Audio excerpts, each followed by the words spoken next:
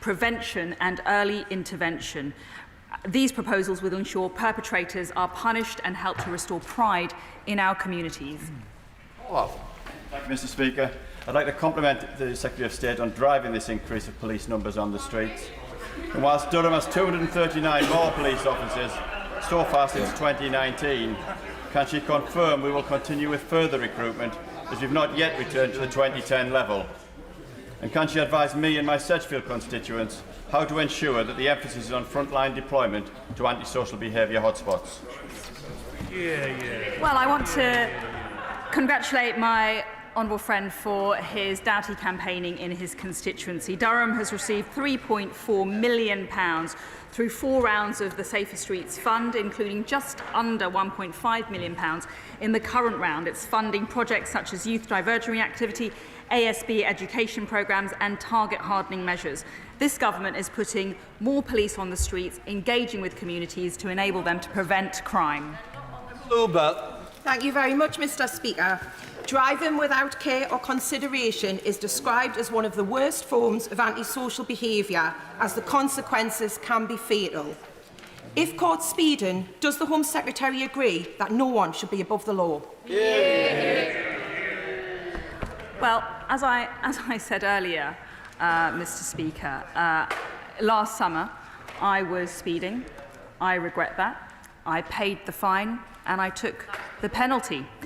And at no point did I attempt to evade sanction. What I am focused on is working for more police, and that's why I'm proud that it's this Conservative government that has secured a record number of police officers in the history of policing. This side of the House is focused on the people's priorities. Thank you, Mr. Speaker. According to a joint letter I received from the Home Secretary and the Levelling Up Secretary on the 27th of March 2023, quote, tackling antisocial behaviour is an absolute priority for this government. So how, given that, can 450 fewer police officers in Merseyside since 2010 and just 69p per person invested into the immediate justice pilot in any way in the real world be classed as anything approaching tackling antisocial behaviour? Well, I'm very pleased that, thanks to this government's commitment, Merseyside has received increased funding of millions of pounds when compared to previous years. But most importantly, there has been 7 rounds of Safer Street Fund projects in Merseyside, with a total of £2.9 million funding provided over 4 rounds. And I'm very glad that Merseyside has been chosen as one of our pilot areas for our immediate justice. That's one of the ways that we're going to kick antisocial behaviour. Thank you, Mr. Speaker, and I thank my honourable friend for her earlier answer. Stoke-on-Trent North Kidsgrove and Talk, we're delighted to have seen over 330 brand new police officers recruited, new CCTV in Kidsgrove Parish, and over £2 million in Safer Streets funding for Stoke-on-Trent. But sadly, in places like Cobridge, crime increased 75% between January and December 2022. That's why I launched a Safer Streets petition, which has over 430 signatures. Can my right honourable friend work with me to get the Police Crime Commissioner and the City Council together with myself so we can get a bid in for the next Safer Streets pots to make sure we can keep the streets safe in Tunstall, Cobridge and Smallthorne? Home Secretary. Well, my honourable friend is doing a great job of standing up for his constituents when it comes to antisocial behaviour, and we launched the action plan back in March to crack down on precisely the kind of behaviour that he's been talking about. The plan is backed by over £160 million of new funding. That includes funding for an increased police and other uniformed presence in ASB hotspots, and I'm glad that his force is also chosen as one of the pilots. Sir Luke Evans. Thank you, Mr. Speaker, and I'm pleased to see the plan being brought forward, because only last week I was speaking to parish councillors from Bagworth who've had real problems with vandalism and graffiti in some of their programmes, so much so that they're thinking of closing them. And this has happened in places like Shilton and Barwell too, where I've heard stories. So can she say how will this plan help support communities like mine? Well, I was very pleased to visit Leicestershire Police for some months ago, and I am committed to supporting communities and the police. I'm pleased that Leicestershire Police has received £2.8 million through 4 rounds of Safer Streets funds, including £800,000 in the current round to fund projects such as youth diversion activities, ASB education programmes and target hardening. We've funded several initiatives. This is how we work together with other agencies to ensure that our streets are safer, communities can restore pride, and ultimately that criminals are put behind bars. Aaron. Speaker. In Kendal, we're very proud of the recently set up Youth Matters project, which is about engaging young people with worthwhile activities to do with their time. Will she agree that as well as tackling antisocial behaviour by firm and adequately resourced policing, it's really important that she works with her colleagues in the Department for Education to boost youth work, in particular detached youth work, to help give young people worthwhile things to do with their time? Could she tell us something about what she's seeking to do to improve funding for that part of our armoury against antisocial behaviour? Hear, hear. Yeah. Listen, tackling antisocial behaviour is one of my priorities, and that's why I launched the plan with the Prime Minister. It is also it requires a multifaceted solution. A lot of which must be focused on youth diversion. I was very pleased to visit a boxing project a few weeks ago in which money from the Home Office was diverted to encourage young people off the streets to take up a sport, to work with mentors, to learn a new skill, and it's a great way of reducing crime. Shadow Minister Sarah Jones. Thank you, Mr. Speaker. The Home Secretary rightly said that antisocial behaviour brings misery and menace. As part of local antisocial behaviour plans, neighbourhood and traffic police across the country will rightly be cracking down on speeding and dangerous driving.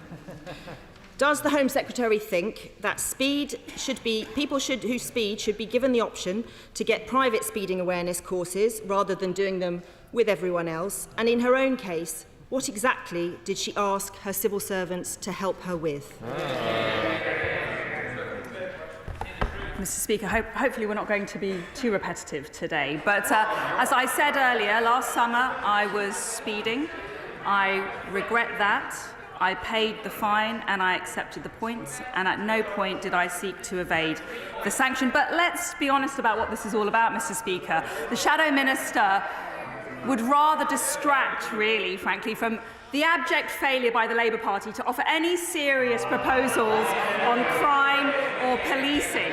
They want to talk about this because it distracts. It distracts from the fact that they voted against tougher sentences for paedophiles and murderers.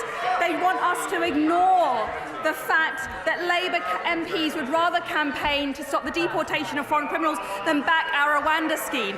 They would rather the country doesn't notice their total abandonment of the British people. This government is focusing on delivering a record...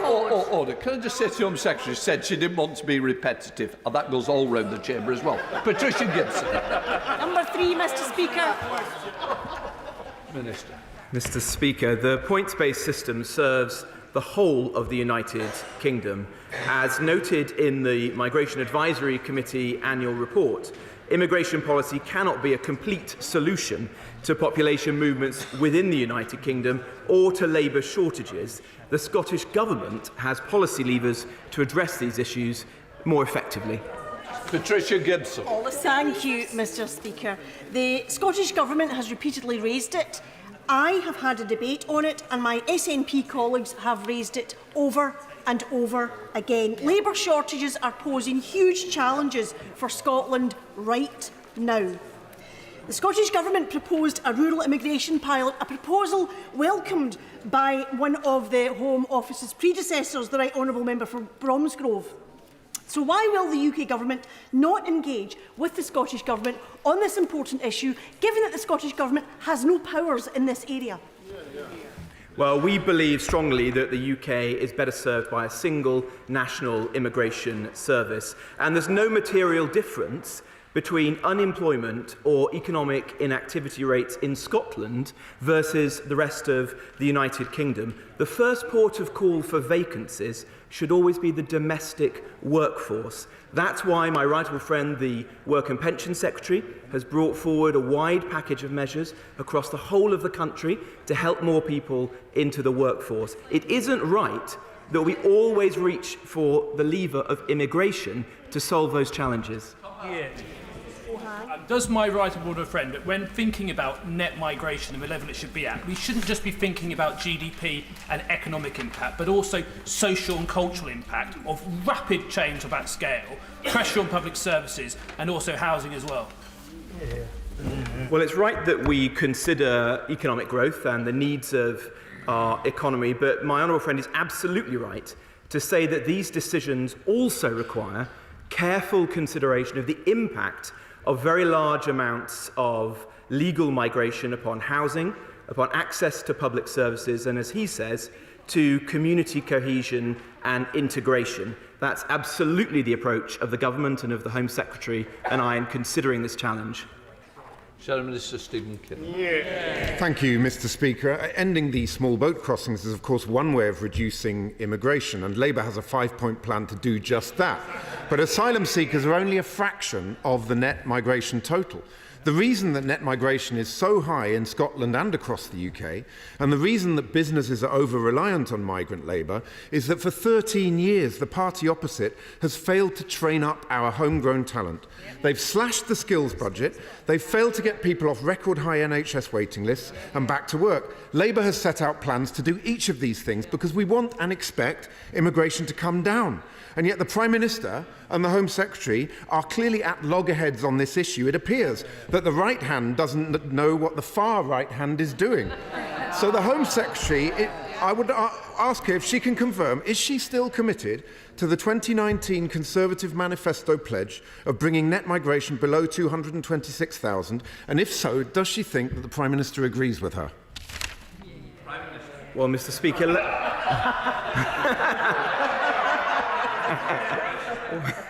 Mr. Speaker, let's be absolutely clear. This party wants to bring net migration down. I have no idea what the party opposite wants to do. We've heard in the last few days a succession of shadow ministers confused on this issue. The Conservative government believes in controlled migration. We only have to look back to the legacy of the last Labour government to see that under Labour there's always an open-door approach to migration. We will control it. The Labour Party will leave an open-door migration policy.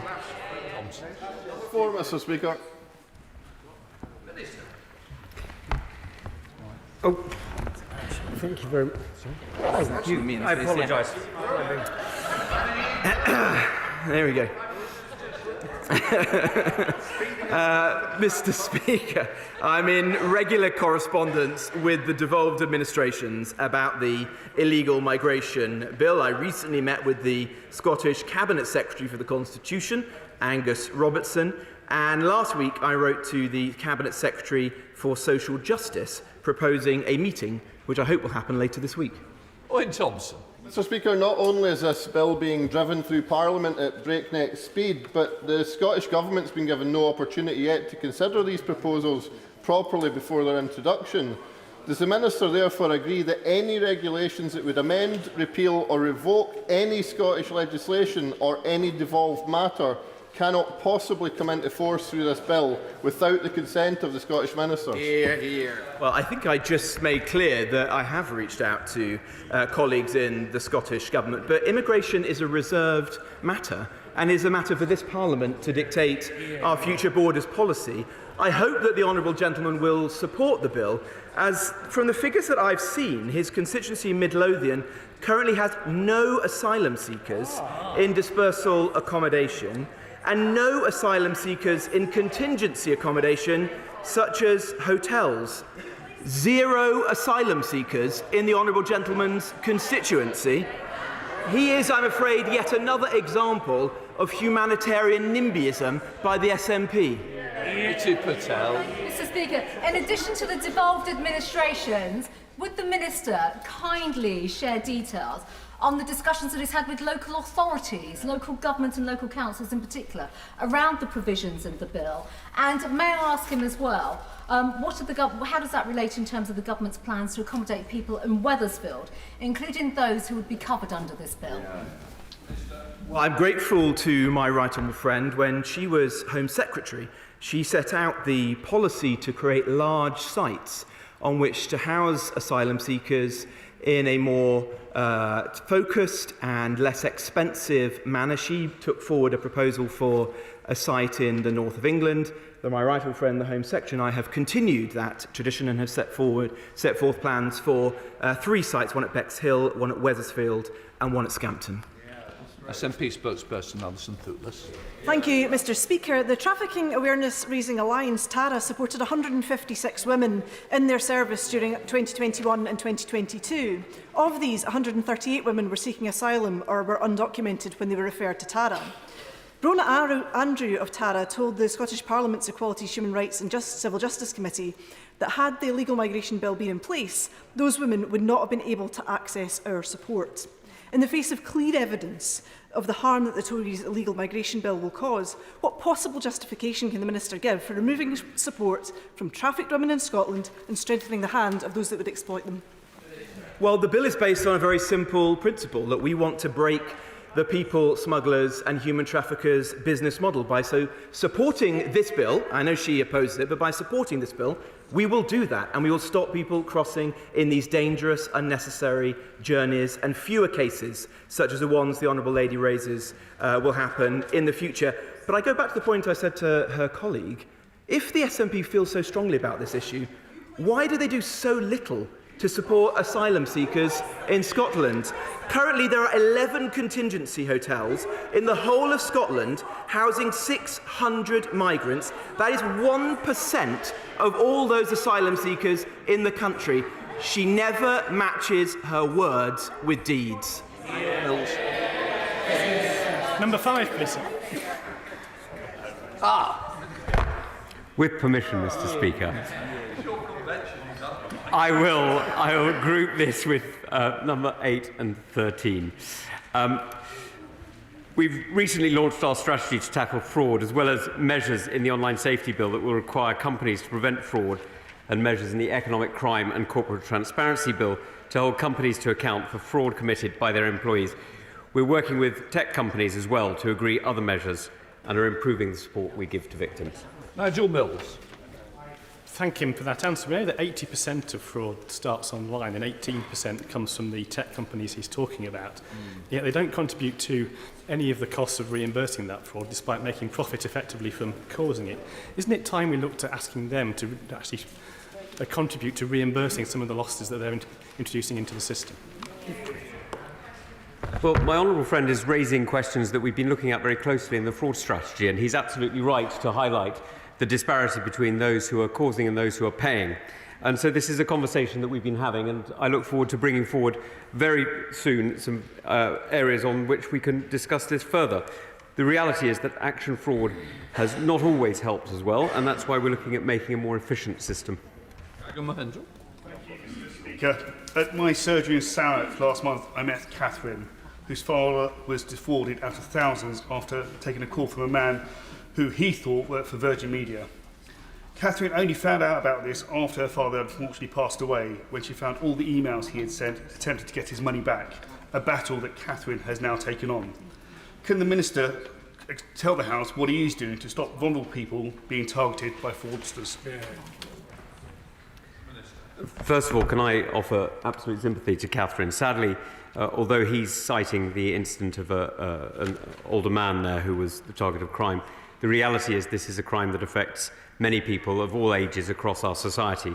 It's not specifically connected to the most vulnerable. Actually, this is a crime that actually affects predominantly people who are online more often. So, as you can imagine, that is many, many people across society. Now, we are launching the nationwide rollout of the National Economic Crime Victim Care Unit across England and Wales for victims whose cases are not investigated by the police, and this group will help victims to recover from fraud and cybercrime and significantly reduce the likelihood of repeat victimisation.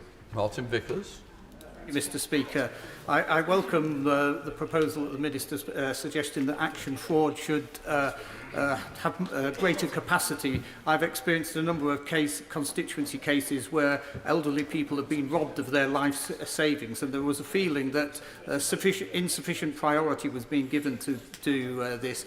Can the Minister give an assurance that there would be a renewed focus on dealing with these scams that destroy people's lives? I can absolutely give that commitment, and the reality is that these scams, which to some people appear victimless, sadly are anything but. The connection to very serious mental health issues that follow is sadly all too clear, and many of us in our constituency work have come across individuals for whom these events have resulted in extreme suffering and sometimes even worse. Mr Speaker, it is staggering that fraud now accounts for almost half of crime, and yet barely any of those crimes are actually investigated, and less than 0.1% of them actually make it to court. Hardly anything seems to be being done to upgrade police technology and practice to help deal with this. So seriously, what is the government actually doing that is going to make any sort of difference? Well, the Honourable Lady will have heard only a few weeks ago that we launched our new fraud strategy. This includes 400 officers in the National Fraud Squad, and it includes an increase in resources, some £400 million, to helping police forces across the country. Now, a lot of this work is being done, has already been started, and a lot of it still has to be done. And what we're doing is we're making sure that that focus is there, because as she correctly says, 40% of crime, some 40% of crime is now fraud, and the UK has sadly received too many attempts to defraud our people for several reasons. One of them is the way our banking system works and the speed of banking in the UK, and another is the English language, which I'm afraid makes it significantly easier for fraudsters overseas to act against our people. It's also absolutely true that much of this crime, a significant amount of this crime, is not here in the UK but is abroad, so working with partners around the world is important. There's 3.7 million incidents of fraud last year. So why, can the Minister say, why does he think only 0.1% of those cases actually make it to court? This is actually a challenge that we've been working with the Department of Justice on, and he's absolutely right to highlight it. A lot of the reason for that is because many of the crimes are committed abroad or are not followed up. Sometimes it's because people are embarrassed to report it, which is a great shame because they should not be embarrassed. This is a crime like any other. And often it's because the ability to collect evidence is very difficult. But that's exactly why we've launched the new National Fraud Squad, in order to help police forces across the country working with the regional and organised crime units to actually bring not just the evidence but eventually the prosecution through the CPS to make sure that we don't just have reports of fraud, but we have prosecutions and convictions as well.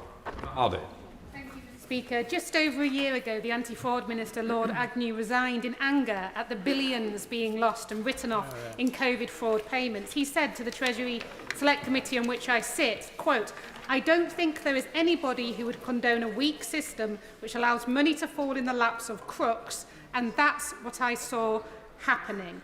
Lord Agnew, of course, being a Conservative Minister. So can the Minister tell us what has changed, has anything, either in the amount of money in COVID fraud repayments being recovered or the attitude of the Treasury? Well, as the Honourable Lady knows very well, this government has been taking fraud very seriously on these matters here. And the reason I can say that with absolute confidence is because we've just worked up a national fraud strategy for the first time in many years. We've got the money behind it, we've got the conviction, we've got the commitment behind it, and we have now the officers behind it. This is an extremely important area of crime, and it's an area of crime that we've been taking seriously in order to make sure that it reduces alongside other areas of crime, and that is exactly what this government's going to do. The Minister knows shot. Thank you, Mr Speaker. According to the government, fraud is now the most common crime in the UK, costing almost £7 billion a year, with 1 in 15 people falling victim. The number of victims of fraud have skyrocketed amidst a cost of living crisis, with victims completely left without any hope. Police forces up and down the country are crying out loud to have resources in place to tackle the ever-growing and advancing ways in which criminals exploit people to commit fraud. If the government cares and is serious about fraud and its victims, why do the government ministers persistently exclude fraud from the crime statistics? This is a slightly strange line because it is in the crime surveys of England and Wales, so I'm afraid I simply don't understand which surveys she's looking at. She may, it's worth pointing out that she may be thinking of the crime surveys from before 2010, which makes it very hard to compare them because Labour didn't count fraud and we do. Number 6, Mr. Speaker. Over 24,000 people have arrived in the UK from Afghanistan under or since Operation Pitting, of which 21,000 have been resettled under the ARAP or ACRS schemes. There isn't a visa application centre in Afghanistan for security reasons, but those who have left the country can make a visa application in the normal way. The ACRS is designed to support vulnerable people, such as women and girls at risk.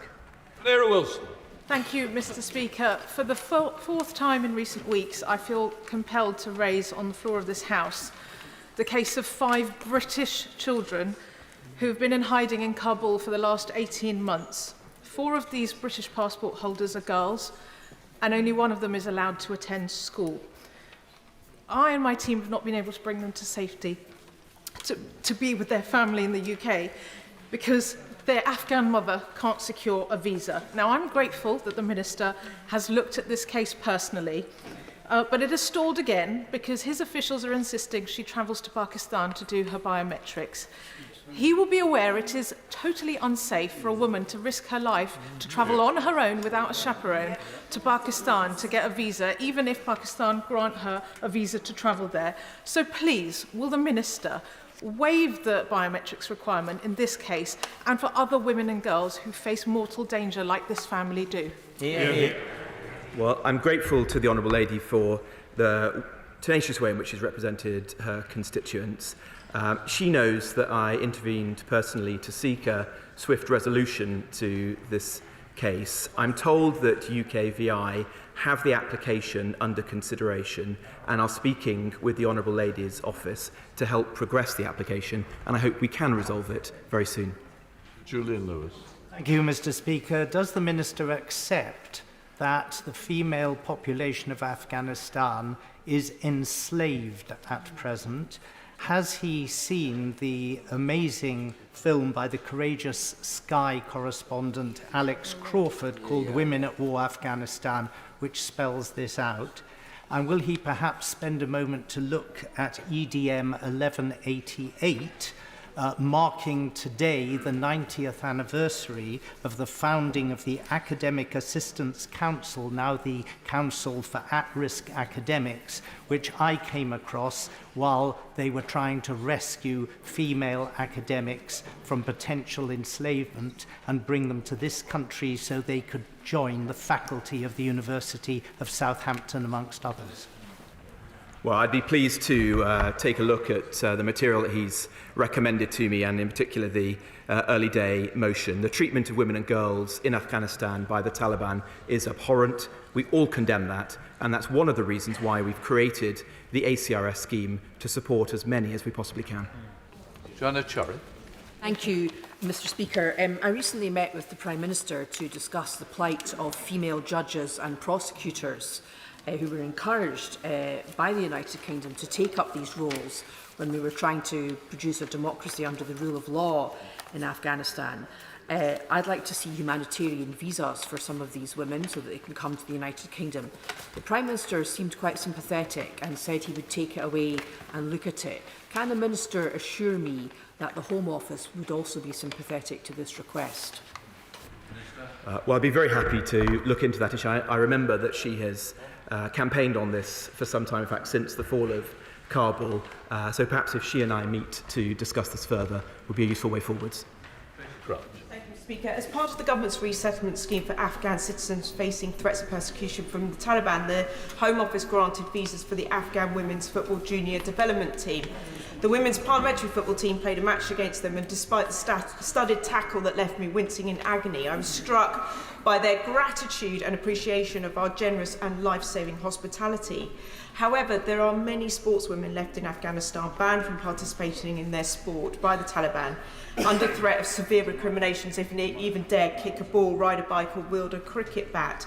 So could the Minister tell the House what he is doing to support those women and girls, particularly if they are wishing to come to the UK to play their sport? Well, the Taliban, as the Honourable Lady, my honourable friend, has said, have banned Afghan women and girls from competing in sports and exercising in gyms. Afghan women who competed in sports ranging from football to cycling are now forced to stay home amid the kind of intimidation that she refers to.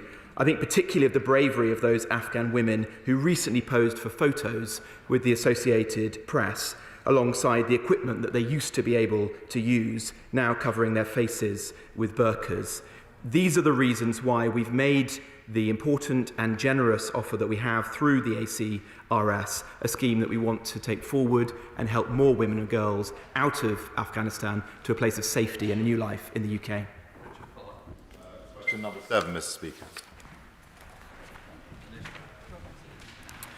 Mr. Speaker, the government takes the protection of the public and security incidents at immigration detention centres extremely seriously.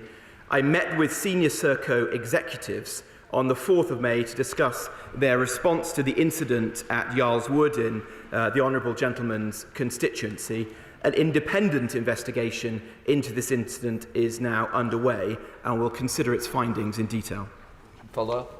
Mr. Speaker, can I thank my honourable friend for that response? Will he join me in also thanking the Chief Constable of Bedfordshire Police, Trevor Roddenhurst, for working with other police forces across the country? I understand that all but one of those that have absconded have been rearrested, along with arrests being made for others who have facilitated those people whilst they have been out of detention. But there are serious questions that remain to be answered, both about the comparative ease with which people could abscond from the facility and the interaction between Serco and the police. So will my right honourable friend please look at those issues as well?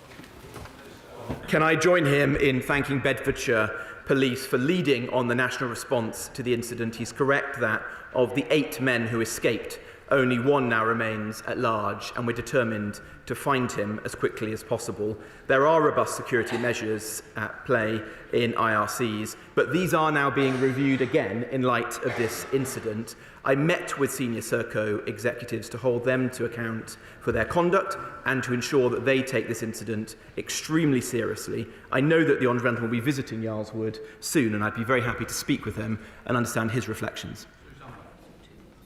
Question number 10. With your permission, I would like to group this with question 21, Mr. Speaker. Our illegal migration bill will end illegal entry as a route to asylum in the United Kingdom, breaking the business model of the people smuggling gangs and restoring fairness to our asylum system. Susan Webb. Thank you, Mr. Speaker. Now, tackling illegal immigration, like small weights, is a hot topic of many of my constituents, and I hear it time and time again on the doorstep and in my inbox. Can my right honourable friend assure the people of Stourbridge that it is this government that can be trusted that will make every effort possible to ensure what is a complex problem to stop the illegal votes?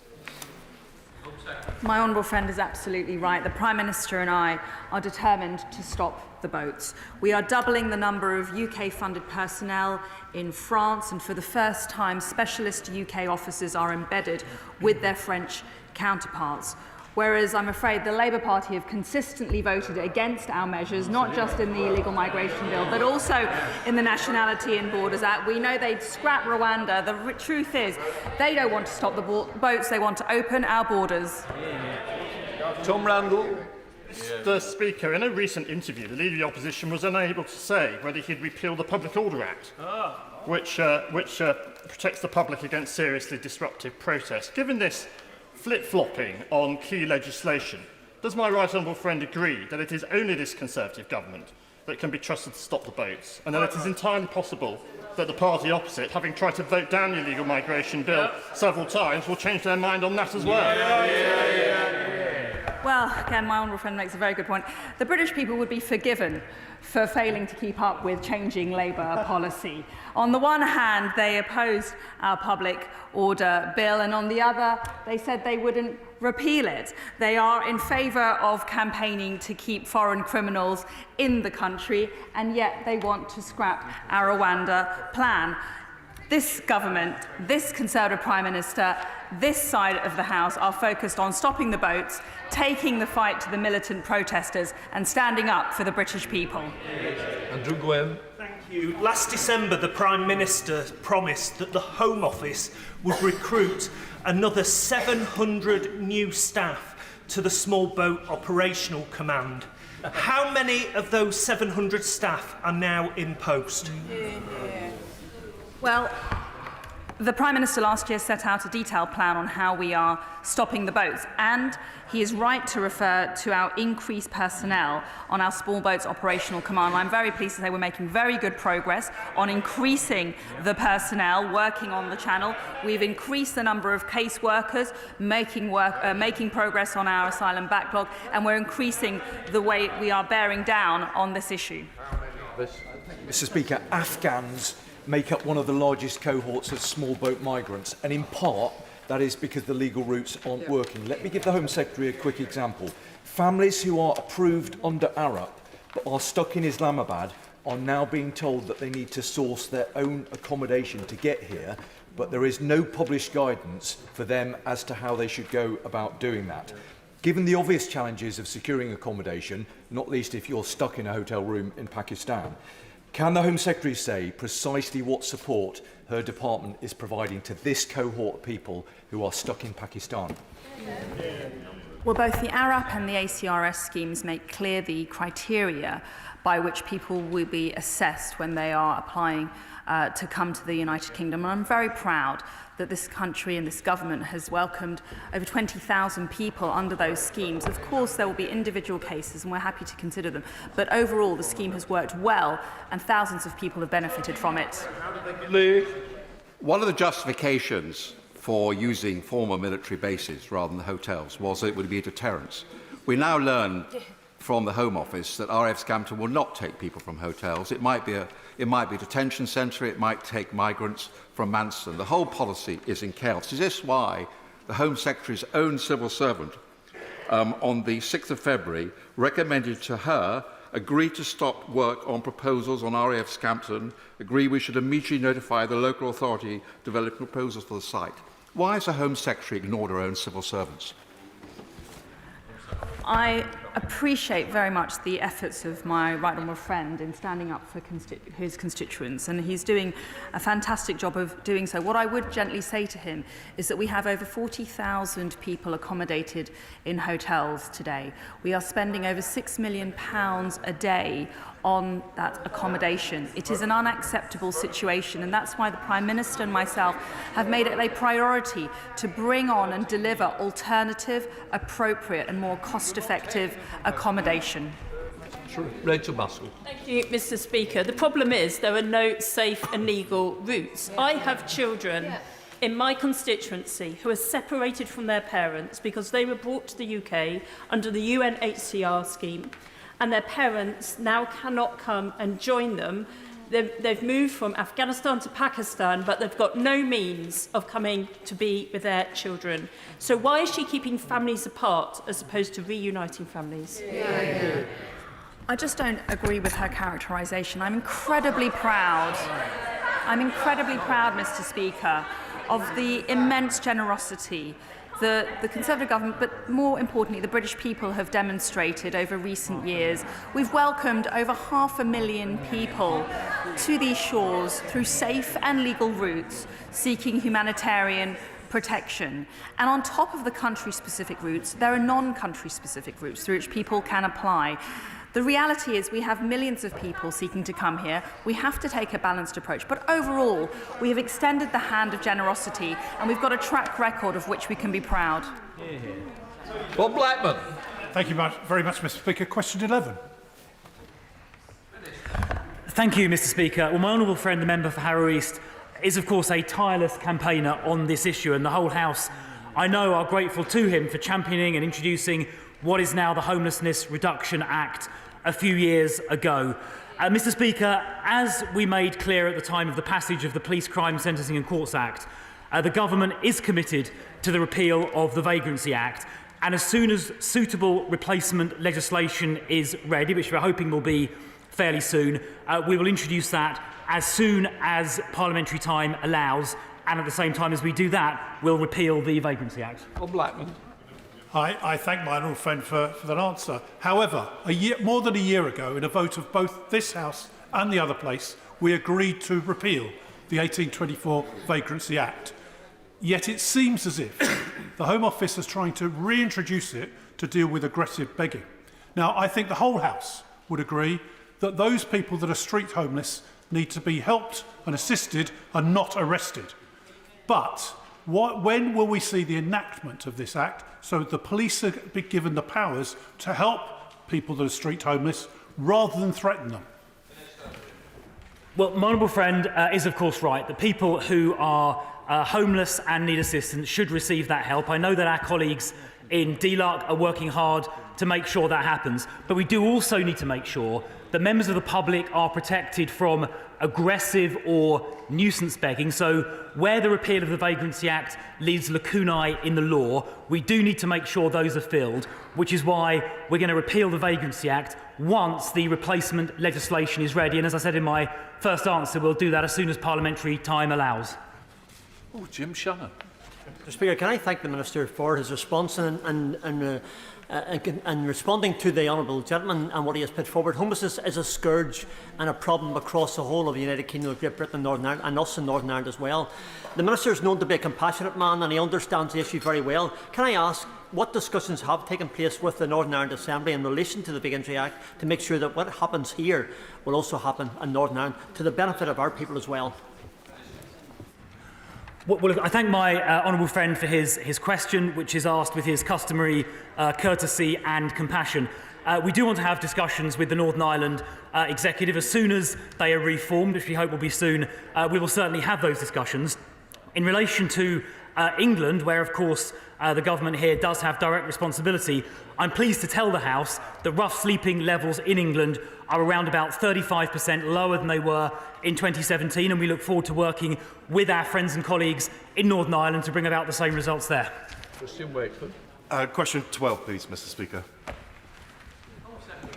Thank you, Mr Speaker. Countering foreign disinformation which seeks to subvert and undermine the UK's democracy, prosperity and security is vital. The National Security Bill, currently making its way through this House, will further strengthen our ability to counter hostile state threats. Christian Wakeford. Thank you, Mr Speaker. It's now more than 2 years since the Times reported that Iranian cyber specialists were peddling disinformation in an attempt to influence the results of the 2021 Scottish Parliament elections. That same year, the US Justice Department shut down 36 Iranian-linked websites in a disinformation crackdown. What steps can the Secretary of State lay out for how her own government intends to combat and disrupt the threat of disinformation spread by the murderous Iranian regime here in the UK? Well, disinformation is the concerted effort to create and deliberately spread false or manipulative information. And the honourable gentleman is right in saying that hostile states such as Iran do use it as a hostile act against the United Kingdom's interests. We are constantly reviewing our position when it comes to Iran, and this is something that we take very seriously at the top of government.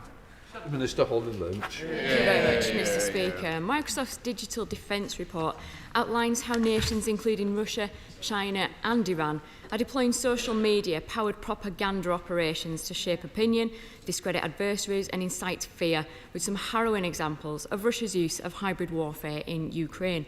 During the passage of the National Security Bill, the Labour Party called for an annual report into the extent of disinformation originating from foreign powers, something rejected by this government. Does the Home Secretary accept that the government has been far too slow to respond to the scale of this threat, and such a report represents the bare minimum that this government should be doing to protect the UK from foreign and hostile and sustained cyber interference? Home Secretary. Well, I disagree again with her characterisation that the government has been too slow to act. In relation to Russian state threats. Following the invasion of Ukraine last year, the UK introduced trade sanctions in relation to internet and online media services, which prevented designated entities from using platforms to connect with UK audiences online. And on the 4th of May of this year, the government designated TV Novosti and Rossiya Segdonia, choking off the ability of the Russian Federation to disseminate misinformation across the internet through their state sponsors RT and Sputnik brands. So I think there is a lot of effort, a lot of work that's gone on to counter disinformation posed by the Russian state. To Topicals, Siobhan MacDonagh. Thank you, Mr. Speaker. My constituents, Mrs. Earle. Question number one, Ms. Mr. Speaker, may I make a topical statement with your permission? Fraud is a despicable crime that accounts for over 40% of all crime in England and Wales. The government's fraud strategy will do far more to block fraud at source, working closely with the private sector and law enforcement. The Online Safety Bill obligates tech platforms to protect users from fraud, and we will consult on banning cold calling for all financial products and clamp down on number spoofing. We will ban devices that let criminals send mass scam texts or disguise their calling number to make scam calls. New powers will take down fraudulent websites. I've told police forces that I want tackling fraud to be a priority. A new national fraud squad with 400 new investigators will go after the worst fraudsters. Mr. Speaker, we will change the law so that more victims of fraud get their money back, and action fraud will be replaced with a state-of-the-art system. Siobhan MacDonagh. Speaker, my constituents, Mrs. Earle and Mr. M, are from Hong Kong and came to the UK on a British national overseas passport. They came to see me because they have been paying into a pension their whole careers and sold their home before coming to the UK. But because of their BNO's visa status, their bank account was frozen at the direction of the Chinese state and in contradiction of Hong Kong law. They are not alone. The Home Office has issued BNO visas to over 160,000 Hong Kongers who have moved to the UK. Does the Home Secretary think it's right that at the behest of the Chinese Communist Party, British national overseas passport holders are being denied access to their own money from their own bank account? It's topical questions. We've got to be really short. You can't have a full question on topicals, please. I'm sure you've come to the end in the minute. Home Secretary's got a grip of the answer, I'm sure. I'm very concerned by what the Honourable Lady raises. Obviously, we've welcomed over 100,000 people from Hong Kong via our BNO scheme. We've also had reports and heard from a group of BNOs raising the concerns in the nature that she's raised now. My right honourable friend, the Immigration Minister, and potentially the Security Minister, will get back to her on the details, but I share the concern that she is raising today. Robertson. Thank you, Mr. Speaker. For a long time now, business people in Africa have found it sometimes very difficult to get visas, just for very short visits to this country, partly because the system has been centralised and also because there are sometimes very, very small errors on their application. Not only do they lose business, but we also lose business because of this situation. So could the Minister please have a look at it and see what can be done to improve the system? Well, I'd be very happy to take a further look and to learn from my honourable friend's experience. I am pleased to say that UK VI are now processing all new visit visa applications within the service standard of 15 days, and that amounted to 323,000 applications from those with African nationalities last year. We come to Shadow Home Secretary Yvette Cooper. Mr. Speaker, on a difficult anniversary, I pay tribute to the brave soldier Lee Rigby and the innocent children, women and men who lost their lives and the many more who were injured at the Manchester Arena, and to their families who remind us of the commitment to never let hatred win. At the heart of the Home Secretary's responsibility is to ensure that laws are fairly enforced for all. But when she got a speeding penalty, it seems she sought special treatment, a private course, and asked civil servants to help. She refused to say what she asked civil servants to do, so I ask her that again, and to also tell us whether she authorised her special advisor to tell journalists that there wasn't a speeding penalty when there was. Well, Mr. Speaker, as I've said earlier, in the summer of last year, I was speeding. I regret that. I paid the fine and I accepted the points. At no time did I seek to avoid the sanction. This is what is serious here is the priorities of the British people. I'm getting on with the job of delivering for the British people a record number of police officers, a plan to stop the boats, and standing up for crime and policing. I only wish the Labour Party would focus on the priorities too. Yvette Cooper. Well, the trouble is she's failing to deliver for the British people too. And everyone can see that she isn't answering the basic factual questions on what she said to the civil service and to her special advisor. And it matters because it is her job to show she is abiding by the ministerial code that she's broken before on private and public interests, and to enforce rules fairly for everyone else. But time and again, she tries to think that she's above the normal rules, breaching security even though she's responsible for it, trying to avoid penalties even though she sets them, reappointed even after breaking the ministerial code, and criticising Home Office policies even though she's in charge of them, and is failing on knife crime, on channel crossings, on immigration and more. The Prime Minister is clearly too weak to sort this out. Well, if the Home Secretary cannot get a grip of her own rule-breaking behaviour, how can she get a grip on anything else? Mr. Speaker, some gentle advice for the Right Honourable Lady. The person who needs to get a grip here is the Shadow Home Secretary and the Labour Party, because they have wholly failed to represent the priorities of the British people. When, Mr. Speaker, will the Labour Party apologise for campaigning to block the deportation of foreign national offenders? When, Mr. Speaker, will the Labour Party apologise for leaving this country with a lower number of police officers? Can I just say, no responsibility for the Labour Party. I think you might be. Chris Lauder. Thank you.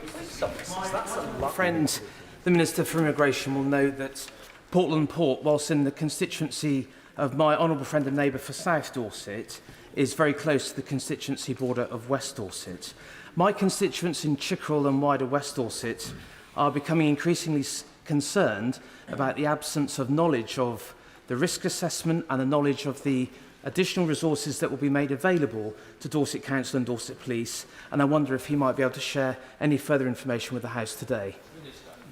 Well, I'm grateful to my honourable friend for the manner in which he has defended his constituents on this difficult issue, whilst housing asylum seekers in more rudimentary accommodation, such as barges, is undoubtedly in the national interest. We're acutely aware of the challenges faced by the local communities in which they will be moored. That's why we're working closely with Dorset Council, with the honourable gentleman and with the honourable member for Dorset South as well. SNP spokesperson Alison Poulos. Speaker, and my heart and that of all on the SNP benches goes out to all of those affected on the anniversary of the Manchester Arena tragedy, but in particular the family and friends of Ailey MacLeod. His memorial trust stands as a legacy to her love of music. Mr. Speaker, speeding can affect a person's eligibility for leave to remain in the UK. So shouldn't the same motoring offence and indeed further breaches of the ministerial code by attempting to get special treatment affect the Home Secretary's rights to remain in her job? As I've said earlier, in the summer I was speeding. I regret that I was speeding. I accepted the points and I paid the fine, and at no point did I seek to avoid the sanction. What I find regrettable, however, is the SNP's wholesale lack to deliver for asylum seekers, to deliver for justice, to deliver for vulnerable people. They're opposing our bill to stop the boats. They're opposing support to break the people smuggling gangs. They're opposing a pragmatic approach. If the Home Office will ensure that the contracts for the use as asylum hotels of the Rothwell House Hotel Rothwell and the Royal Hotel Kettering are terminated as soon as possible. I know how strongly my honourable friend feels about this issue. I will, of course, look into those contracts, but the enduring solution to this issue is to stop the boats in the first place, and that's why we brought forward the illegal migration bill. Vicky Foxcroft. Thank you, Mr Speaker. Turning Point UK have protested 3 times in my constituency in recent months, attempting without success to spread hatred and division in our community. So I'd like to ask the Home Secretary today whether or not she has any concerns about this organisation and how it receives its funding. I thank the member for that question. Full details should be coming to us to look into that. However, if I can say the government takes hate crime of any sort extremely seriously, which is why we did basic policing. We increased the number of police officers to more than ever before, over 200,000. Gareth Johnson. A fundamental right in this country. But that right does not extend to deliberately blocking roads and stopping people going about their daily lives. Therefore, will the Minister support the police if they choose to use their full range of powers to stop those who abuse the right to protest? Well, I completely agree with my honourable friend. The right to protest emphatically does not extend to trying to ruin or disrupt the lives of fellow citizens who are trying to get to hospital for treatment or get their children to school or get to their place of work. That is why this House recently legislated with the Public Order Act. It's a great shame parties opposite voted against it. This government stands on the side of law-abiding citizens, and we fully support the police in using those powers. Thank you very much, Mr. Speaker. The more the Home Secretary tries to evade the question, the more the British public will conclude that something underhanded and fishy is going on. So can she answer a simple question? Did the Home Secretary ask civil servants to arrange a private speed awareness course? Yes or no? As I've made clear, last summer I was speeding and I regret that I was speeding. I was notified of the matter, I paid the fine and I took the points. At no point did anything untoward happen, and at no point did I try and avoid the sanction. Rob Butler.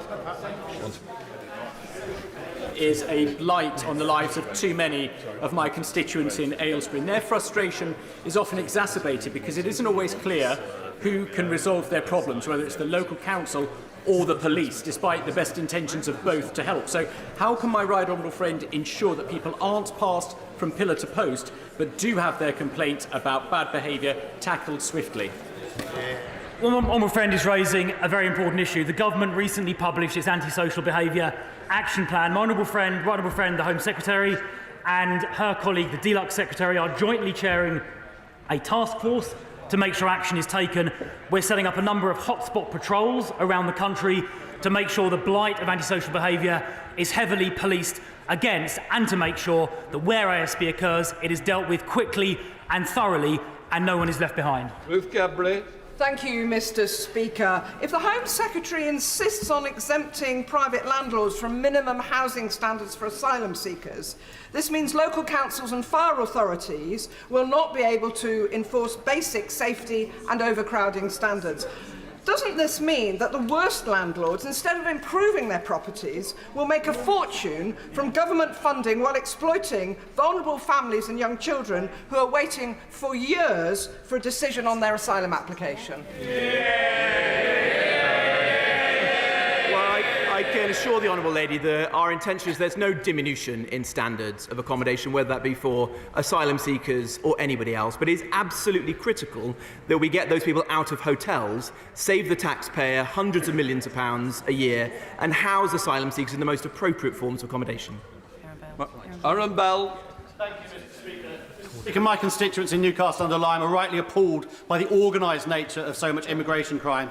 So can my right honourable friend set out what work is being done to tackle those groups' operations at source and what impact that is having on the reduction in numbers of arrivals of illegal immigrants?